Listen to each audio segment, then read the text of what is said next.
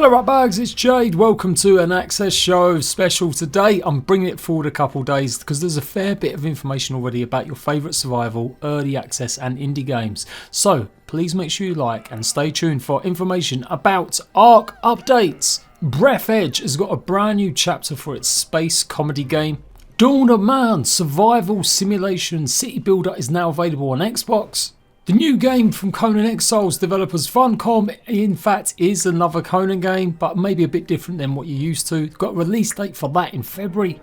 Also, finally, release date of the Darwin Project on the PlayStation 4. This free-to-play Battle Royale melee-focused game is absolutely a bunch of fun. And the big news with Subnautica Below Zero, a post or talk from developers about when you can expect to play it on console. Updates also for Stardew Valley on console. Monster Sanctuary and World War Z finally gets a horde mode. And a brief look at the roadmaps for Children of Morta, the action RPG, and Scum, the survival DayZ wannabe. And a bunch of other stuff. Make sure you're tuned in for the whole video. Let's go, the Access Show. I have had this game sitting in my library for about half a year now. Breath Edge just looked really crazy. It's a comedy space survival game. It's got lots of humour in it. You may have seen some players playing it. It's been in early access. They've been releasing big chunky updates every sort of 3-4 months that add a bunch of content to the game. The last content update added a bunch of building stuff that you can do, and this one offers more story, more character stuff going on with its chapters, but they've also announced that they want to finish off the game in 2020. The last two chapters, chapter 4 and chapter 5, will be coming in 2020. It's definitely a game I want to check out eventually. Hopefully you guys get to see me play it after the new year and we'll give it a good go. Of course, by now you may have experienced some issues with the latest ARK Survival update. Honestly, I bore myself to death covering this type of news because it happens so often. There is no other game that produces updates for their ongoing game that breaks so often. And some of it is just pretty basic stuff. I don't know how it gets through testing. Maybe Wildcard need to educate everyone how exactly they test their stuff and why certain things just are impossible to foresee. So last night an update fixed all the people that had trouble getting into the game. Just like the last update for the Turkey trials, people were finding that it said locked login. This is something that they've actually done to stop cheaters, but it affected more than cheaters. Pretty much everyone that was playing was having issues if they're playing on official servers. So that's resolved now, but for fixes for the cryopods possibly killing your babies, player max level and tri-block scrolling, it looks like that's going to have to be a proper update, and that's probably not going to come till after Christmas. I could be wrong, maybe they'll get a hotfix done by the end of this week, but I'm pretty sure Microsoft and Sony will be closing doors pretty much in the next couple of days. So that means no updates unless it's super urgent. I do stand corrected as well. It's not just babies that are being affected in the cryopods, it's also all types of creatures. Pretty much people just losing all sorts.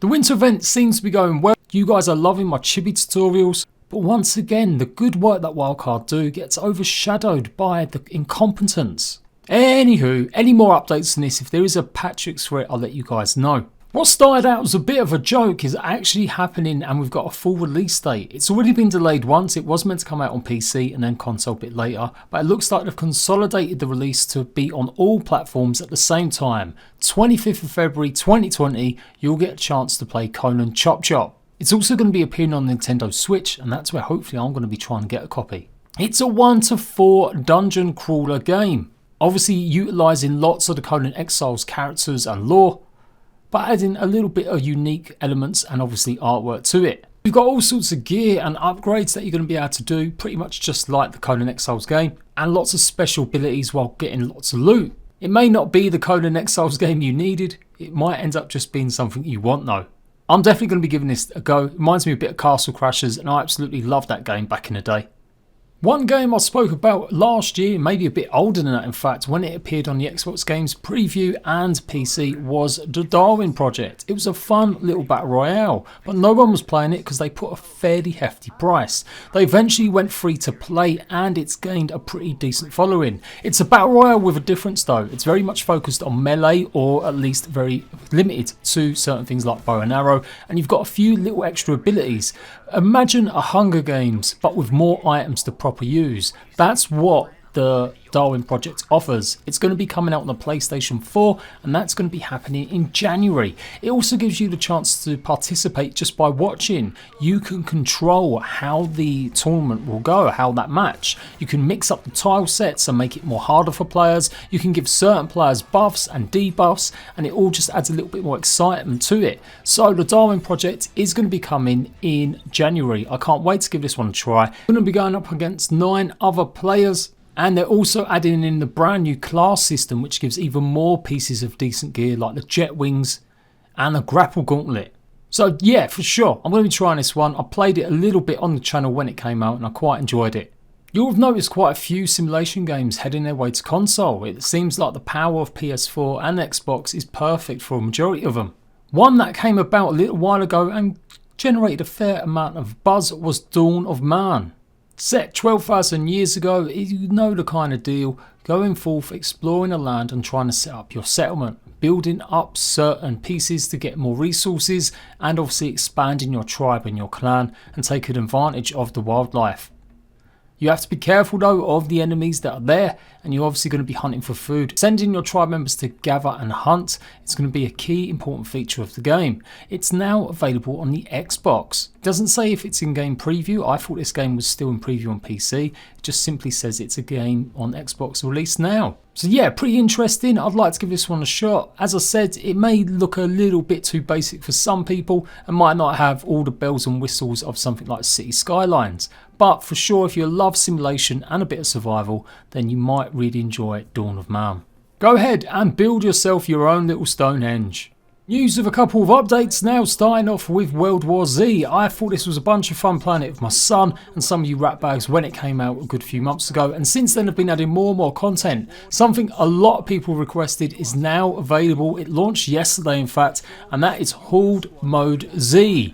You know the drill, just literally try and survive wave after wave of killer zombies. There's also a bunch more stuff being added with this big update, so let me know how you get on with it. I'll definitely try and see if I can get on and give this a go in a live stream. I think it'd be fun to play with each other. Let me know what you think about World War Z. Have you been keeping track of the updates that have come to it? They've added a bunch of new maps, all free content as well.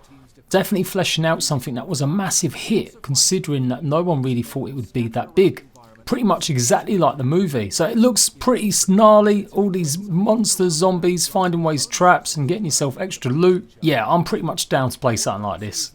You guys remember that game Scum? Pretty much a DayZ clone, but trying to do its own little bits and bobs. It hugely launched last year, 1 million players within the space of a month, and then it died. I've spoken a lot about it in a previous video talking about why no one is playing. They've been steadily updating the game. They added proper base building to it a little while ago, and now it looks like the big next components coming soon. So not too many more details now. I'll have to hit up my mate Raykit. He's the premier expert on Scum. Check out the link for his channel in the description box down below if you want to go and see some more. But Scum does look a little bit interesting, and this update adding a whole city landscape to explore definitely is going to be on my radar for 2020, where I imagine it's going to drop. That's about all we know so far.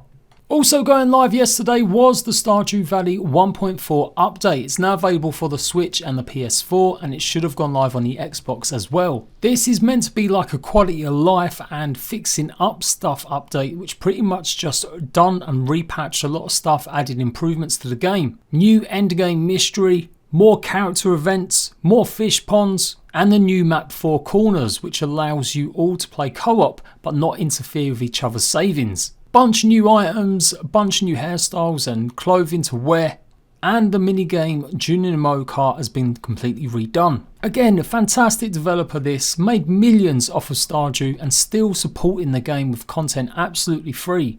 Now, supposedly some of you guys really like some sort of Pokemon game where you literally have to go and get these creatures and you battle and level up and fight with them. Well, let me tell you about Monster Sanctuary. I showed this off a while ago. I really like this game. It's a cool little indie game. Maybe not completely survival, but you know, screw you guys.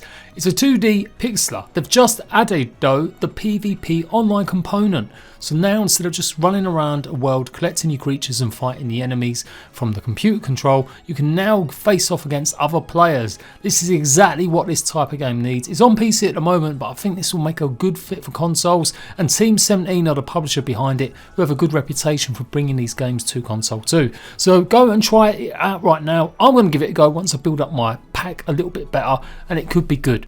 Finishing up our little triple take at some of these indie games, and Children of Morta, an action RPG I showed off on the channel a couple of weeks ago, has just announced its development roadmap, including online co-op. I think this really needs it. It will definitely add a lot more to it. It's going to be coming soon, as well as a bunch of new items, a new character, and in the end they're going to be launching some paid DLC once they've shipped all this free stuff. So yeah, definitely will be trying this out a little bit more on my Mixer channel, definitely in the new year.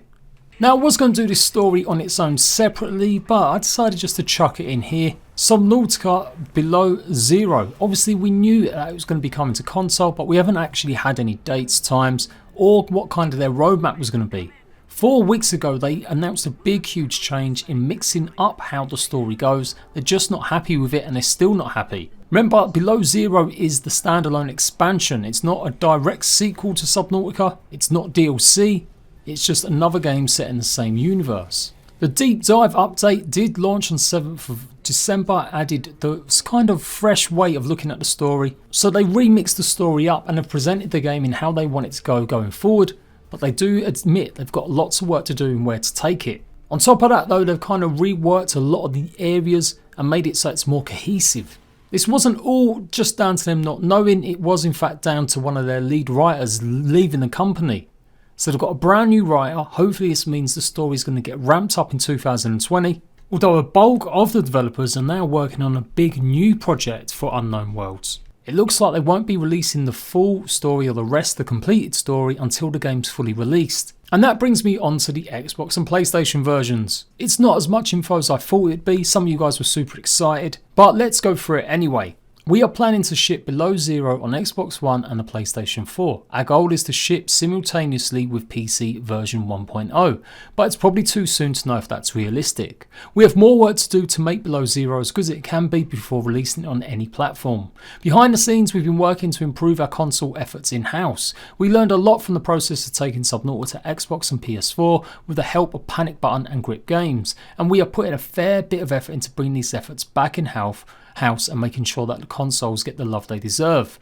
Part of improving our in-house console efforts means that we'll also need to improve the technical infrastructure across both the original Subnautica and Below Zero.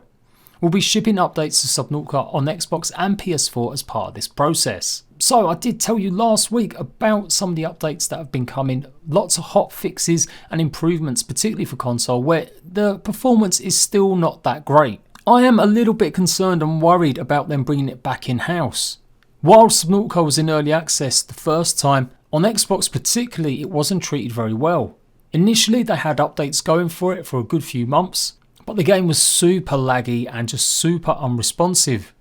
It used to literally make me throw up because it was so poor. Well, maybe that's an exaggeration, but I definitely felt nauseous. Then there came a big period of silence where they just weren't updating the game for months on end. And then they went back to updating it pretty much soon after every PC update, and it really felt like they were really trying their best. But in the end, at full release, the Xbox version didn't come for a good few months afterwards, and by that point they decided to give the port job to an actual outside company, Panic Button, who actually finished the job off and got it ready for PlayStation 4. For whatever reason, maybe it was too expensive to do Below Zero that way, they've decided not to enlist their help any further, and they're just simply going to be doing it all in-house. That has got me definitely worried about more delays and even longer before we see the game appear on console.